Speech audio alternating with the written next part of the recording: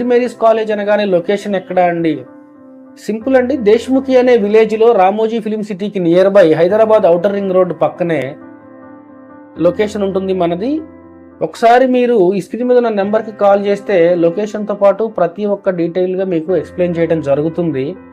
రెండోది, చాలామంది out of నుంచి వచ్చే పిల్లలు సెయింట్ మేరీస్ కాలేజీలో హాస్టల్ ఫెసిలిటీ ఉందా అని అడుగుతున్నారు.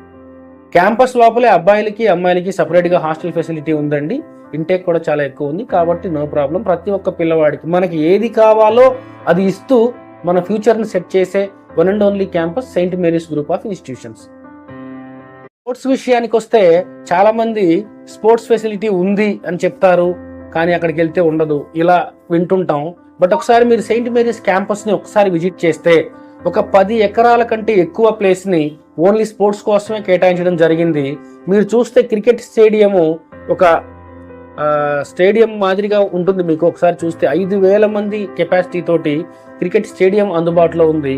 బాస్కెట్బాల్ కోర్ట్ కానివ్వండి, లేకపోతే బ్యాడ్మింటన్ కోర్ట్స్ కానివ్వండి, అట్లా ప్రతిదీ ఈ స్పోర్ట్ లేదు అనడానికి లేకుండా అన్ని స్పోర్ట్స్ అందుబాటులో ఉండి పిల్లల యొక్క మానసిక ఉల్లాసానికి కావలసిన ప్రతి ఒక్క వస్తువుని అందుబాటులోకి తీసుకొచ్చే దాంట్లో సెయింట్ మేరీస్ యొక్క మేనేజ్మెంట్ ముందుంటుంది.